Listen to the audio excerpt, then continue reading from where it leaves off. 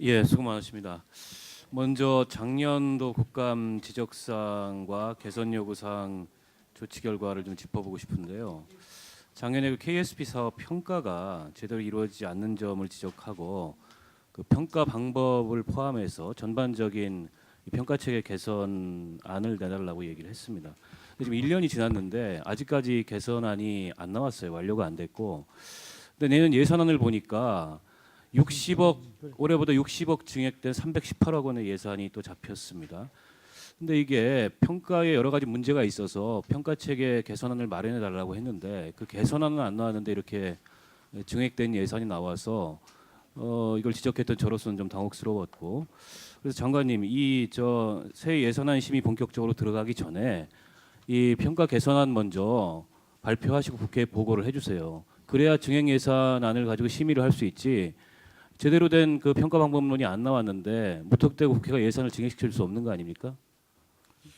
지금 박원석 의원님께서 말씀하셨듯이 작년도에 지적을 하셔가지고 지금 KSP 사업별로 종합적인 평가를 실시하고 있습니다. 실시 중에 언제 있는데요. 끝납니까? 그게 12월까지로 되어 있습니다. 그러면 본격적인 예산안 심의 들어가기 전에 좀 당겨서라도 국회에 중간 보고라도 해주세요. 그렇게 하겠습니다. 그래야 예산안 심의를 할 수 있지 예, 않겠습니까? 알겠습니다. 예.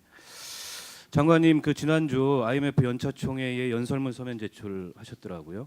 내용을 보니까 재정 건전성을 위해서 복지 지출 삭감이 필요하다 이런 기조로 말씀을 하셨던데, 근데 제가 보기에는 발언의 시점이나 내용 모두 대단히 부적절합니다.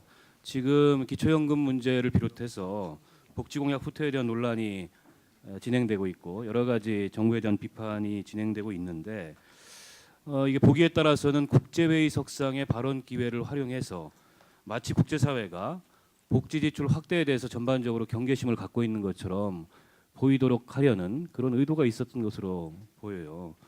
그런데 이게 현실이 이렇냐면 전혀 그렇지 않죠. 지난 몇 년 동안 재정 건전성 앞서도 지적이 있었습니다만 지속적으로 악화되었다는 것은 장관님도 인정을 하시지 않습니까? 그렇죠? 지금 보면 표에도 나오지만은 MB 정부 거의 그 집권 기간 내내 이 관리 대상 수지가 20조에서 30조 원씩 마이너스였습니다. 이 국가 채무 한 150조 원 정도 늘었고요. 이 정도라면 적자 재정, 빚더미 재정 운영이라고 할 수 있는데 문제는 박근혜 정부 임기 동안에 달라질 거냐, 별로 달라질 전망이 안 보인다는 겁니다. 정부가 제출한 국가재정 운영 계획에 따르면 올해부터 2017년까지 적자 재정은 계속 이어질 거고 국가 채무는 이 기간 동안에 또다시 150조 원 정도 늘 것으로 예상이 됩니다. 그동안에 대한민국이 대표적으로 이 재정 건전성이 양호한 그런 나라였는데 이명박 정부 이후로 급격하게 나빠졌습니다. 장관께서는 그 이유가 그 연차총회 연설문에서 말씀하신 것처럼 복지가 확대돼서라고 생각하십니까? 연설문의 취지는 지금 각 나라들이 재정 건전성을 하기 위해서 여러 가지 노력을 하고 있습니다. 그런데 많은 경우에 선진국을 비롯해서 많은 경우가 소위 말해서 그런 그 복지와 관련된 이해 당사자의 그런 조정이 어려워서 그런 복지 그거는 그 나라들 사정이고요. 우리 현실은 전혀 그렇지 않은데 선진국 말씀하시니까 지금 OECD 국가들하고 한번 비교를 해보겠습니다. 지금 OECD 국가들 가운데 우리나라 복지 지출 수준이 거의 꼴찌라는 거 그 차트 좀 올려주세요. 인정하시죠? 저희 우리나라가 아직도 뭐 연금이라든지 이런 것이 뭐 노령화된 정도가 낮기 때문에 상대적으로 적은 걸로 알고 있습니다. 2010년 기준으로 그 GDP 대비 사회 지출 비중을 보면 우리가 지금 9.2%입니다. OECD 34개국 중에서 32번째예요. 거의 꼴찌 수준이고 지금 OECD 34개국 평균이 표에서도 보실 수 있습니다만 22.1%인데 그보다 한참 낮은 수준입니다. 1인당 사회 지출 금액을 비교를 해보면 우리가 2,610달러입니다. 역시 이거 OECD 바닥권이고요. 이거 우리 국민들 정부로부터 지금 2,600달러짜리 국민 취급을 받고 있는 겁니다. 우리보다 국민 소득이 낮은 나라들도 대부분 1인당 5,000달러 이상 됩니다. 이명박 정부 때 연평균 8% 정도 복지 지출 증가가 있었다고 정부에서는 얘기하는데 이 지출 증가의 대부분은 공적연금의 자연 증가분이거나 주택 관련 대출 확대로 증가가 이루어진 거지 순수한 복지 확대가 이루어진 것은 보육 빼고는 거의 없다시피 합니다. 지금 대한민국이 세계 최고의 노인 빈곤율 보이고 있고 또 뭐 자살률 굉장히 심각하고 이 산재 사고율, 사망률 굉장히 높은 나라인데 근데 이런 복지 지출 수준으로 과연 그런 오명을 벗을 수 있겠나? 장관님 어떻게 생각하십니까? 뭐 지금 박근혜 정부가 추진하는 큰 축 중에 하나가 바로 복지 공약에 대한 것이 아니겠습니까? 뭐 그런 의미에서 큰 방향에 있어서 복지가 확대된다는 그런 정책을 추진하는 것은 아마 박 의원님께서도 같은 견해라고 저는 생각하고 있습니다. 그런데 복지를 지금 늘려야 되는데 우리 경제부처의 수장이신 장관께서 국제회의 그 연설을 통해서 과도한 복지 지출 때문에 재정 건전성이 나빠졌다. 복지 지출을 줄여야 한다.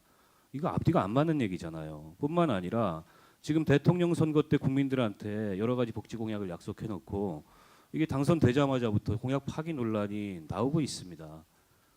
도대체 이 정부의 정책 기조라는 것이 어떤 일관성을 갖는 것인지 국민들은 종잡을 수가 없어요. 그런데도 장관께서 그 IMF 총회 기회를 활용하셔서 그런 발언을 하셨다는 게 저는 심히 유감스럽고요. 지금 재정 건전성이 악화되는 이유는 우리나라 재정 규모가 작습니다. OECD 다른 나라들에 비해서. 근데 가뜩이나 재정 규모가 이렇게 작은데 지난 정부 5년 동안에 대규모 감세를 했기 때문에 이게 재정 수입이 악화되고 건전성이 악화되는 것이지 장관 말씀하시는 것처럼 복지 지출이 늘어나서라고 볼 수가 없어요. 지금 재정 수입 한번 보십시오. 조세 부담률 19.3%인데 OECD 바닥권입니다. 국민 부담률도 마찬가지예요. 지금 25.1%인데 OECD 평균은 33%가 넘습니다. 이 문제 지적하면 그동안의 재정 당국에서는 경제 규모가 달라서 그렇다. 근데 사실이 아니에요. 동일한 경제 수준일 때, 즉 OECD 국가들이 1만 불일 때, 2만 불일 때 국민 부담률, 조세 부담률을 보더라도 우리는 바닥권이라는 게 확인이 됩니다. 참여정부 시절에 지금 조세 부담률이 21% 정도까지 갔다가 지금 최근에 19%까지 다시 떨어진 이유가 뭡니까? 감세 때문 아닙니까? 근데 그 감세 혜택을 누가 받습니까? 대부분 대기업 재벌들이 집중적으로 감세 혜택을 본 거 아닙니까? 그렇지 않습니까, 장관님? 이 조세 부담률 하락에 대해서는 뭐 여러 가지 분석이 좀 필요하다고 봅니다. 이것이 경기가 나빠져서 그러한 세수가 감소한 것인지 아니면 그러한 감세 조치에 따른 그러한 세율 변화에서 하는 건지 이건 분석이 필요하다고 생각하고 있습니다. 말씀드렸듯이 재정 건전성이 악화된 것은 복지 지출이 전혀 원인이 아니고 기본적으로 작았던 재정 규모가 부자 감세로 인해서 더 줄어들고 4대강 사업과 같은 그런 실패한 사업의 대규모 재정 지출을 하다 보니까 발생한 문제입니다. 상황이 이런데도 과도한 복지 지출로 마치 재정이 나빠졌다 이런 식으로 말한다면 국민들 입장에서는 이게 기가 막힐 노릇이죠. 이게 너무 억울하지 않겠습니까? 장관님께서 변변한 복지 혜택 제대로 받아보지도 못한 국민들의 현실적인 고통이나 이 상대적 박탈감 이런 걸 생각하셨다면 그런 말씀을 하실 수가 없는 거죠. 그 국민들 가슴에 대못 2번 박는 겁니다. 저는 이거 장관님이 지난번 그 IMF 총회에 내셨던 연설문 내용은 국민들한테 사과를 하셔야 될 내용이라고 생각합니다. 어떻게 생각하세요? 그 IMF 연설문을 자세히 보시면 아시겠지만 그때 지금 그 이슈는 뭐 특정한 우리 한국에 대한 이슈가도 아니고 또 일반적으로 그 IMF 그 총회 당시에 많은 국가들이 재정 건전성의 확보를 논의하는 과정에서 그럼 지출 쪽에서 무엇이 그런 문제가 되겠느냐? 그것은 경기 활성화에 대한 것은 줄일 수가 없기 때문에 소위 인타이틀먼트에 관한 논의에서 우리 된 저 것입니다. 현우석 장관님은 대한민국의 기획재정부 장관이시고 경제부총리시잖아요. 대한민국 상황을 감안해서 말씀하셔야지 객관적으로 세계 경제 상황에 대한 평론을 하시는 평론가가 아니지 않습니까? 아니 지금 장관님 그 발언을 본 언론들이 보도를 어떻게 했습니까? 제가 지금 말씀드렸던 것과 똑같은 지적을 했잖아요. 그러니까 지금 이 시점에 그런 말씀을 하신다는 게 대단히 부적절하다는 걸 판단이 안 서세요? 그 복지 지출에 대한 것은 한번 2가지로 좀 보셔야 될 것 같습니다. 지금 박원석 의원님 말씀대로 현재 복지 지출의 규모가 다른 나라에 비해서 낮은 건 사실이지만 그 복지 지출의 증가 속도는 상당히 지금 빠르고 있습니다. 그 얘기는 뭐냐면 앞으로 우리가 상당히 부족한 가운데 복지 지출을 이렇게 하지만 늘 염두에 두어야 될 것은 이러한 지출 과정에서 재정 건전성이라는 것도 고려할 수밖에 없다는 것을 저는 암시하고 있다. 그렇게 생각하고 있습니다. 그러니까 지금 재정 건전성이라는 결과를 놓고 전혀 다른 원인 진단을 하고 있는 겁니다. 저는 부자 감세나 4대강 사업과 같은 그런 잘못된 정책이 오늘날 재정 건전성과 재정의 위기를 불러왔지 결코 복지 지출이 과도해서 불러오지 않았다고 생각합니다. 그건 앞으로도 저는 마찬가지일 것 같고요. 상당 기간.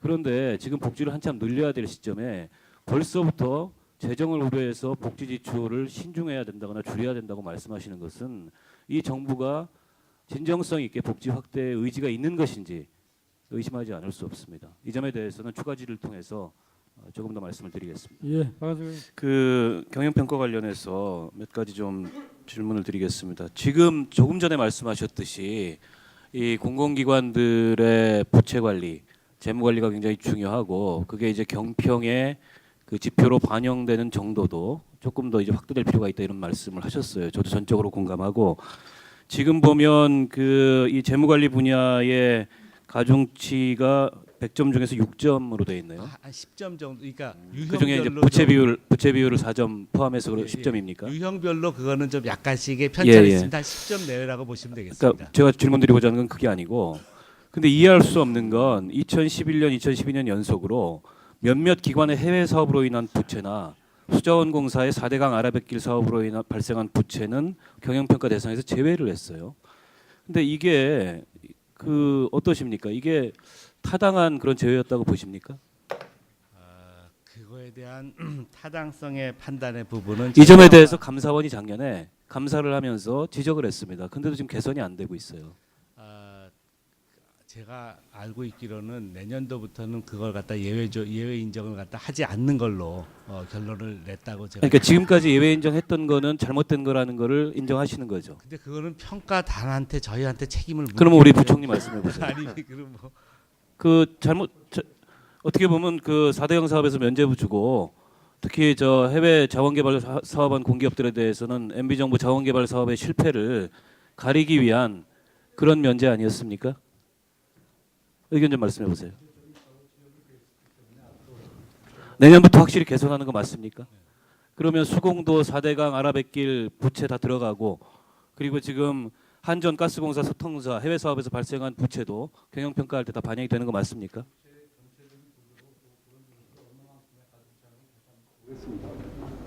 다만 기본 원칙은 지금 지적하신 대로 이게 중요성이 부각되기 때문에 평가에 반영하겠습니다. 예, 알겠습니다. 이상입니다. 예, 내년도 예산 관련해서 질문을 드리겠습니다. 박근혜 대통령이 지난 대선에서 국민행복시대를 열겠다 하고 당선이 됐는데요. 내년도 예산안을 아무리 뜯어봐도 이 국민행복시대라는 게 보이지가 않습니다.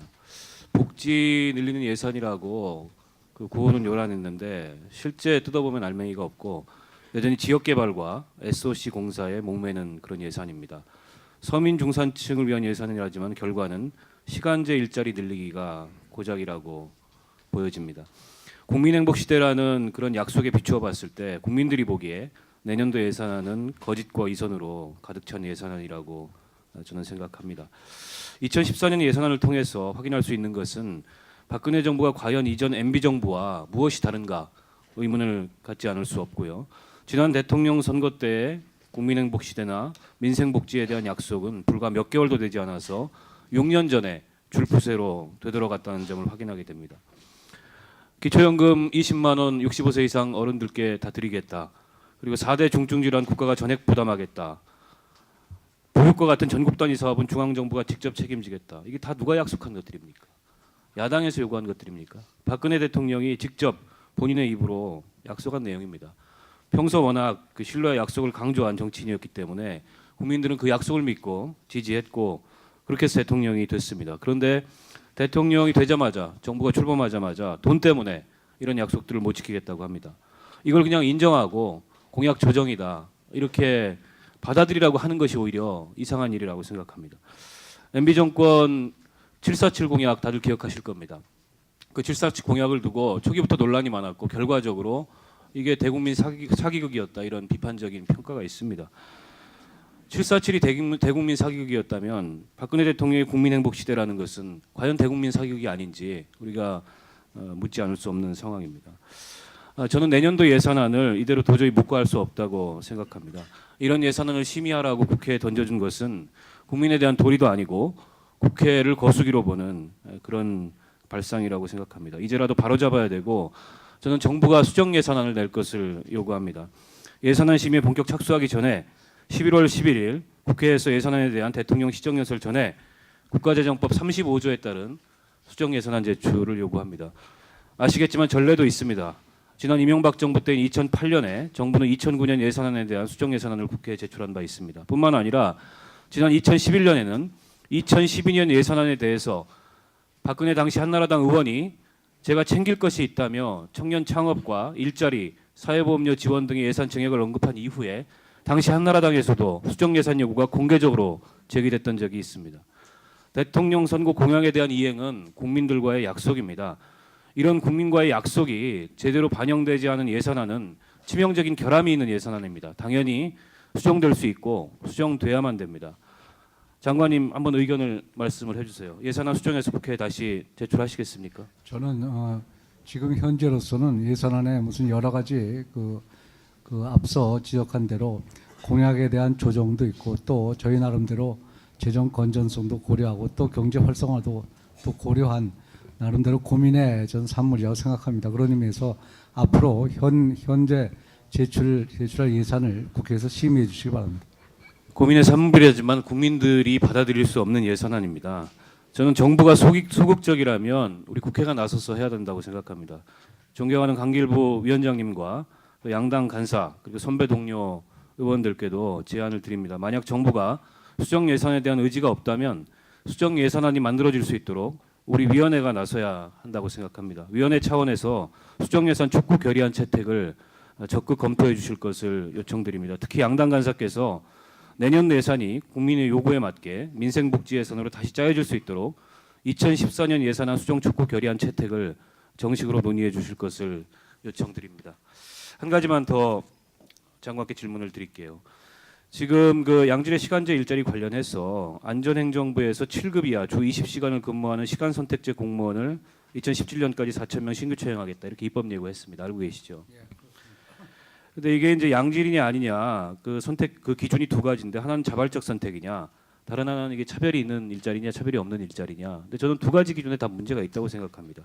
자발적 수요에 부응하는 것이라고 말씀을 하시는데 지금 청년들이 일자리가 없어서 난리인 상황입니다. 이런 상황에서 전일제 공무원, 정규직 공무원 자리가 아니고 60세까지 정년 보장할 테니 하루에 4시간씩만 일해라. 이런 공무원 제도를 만드는 게 과연 자발적 수요에 부응하는 것이냐. 저는 그렇게 생각하지 않고요. 차라리 일반 공무원 일자리를 그만큼 늘리되 시간 선택제를 보장하는 근로시간 청구권을 보장한다면 저는 그건 자발적일 수 있다고 생각합니다. 근로시간 청구권 보장에 대해서 정부 입장이 뭡니까? 저는 오히려 지금 그 다양한 일자리를 만들고 또 그런 수요도 상당히 많이 있는 것이 사실입니다.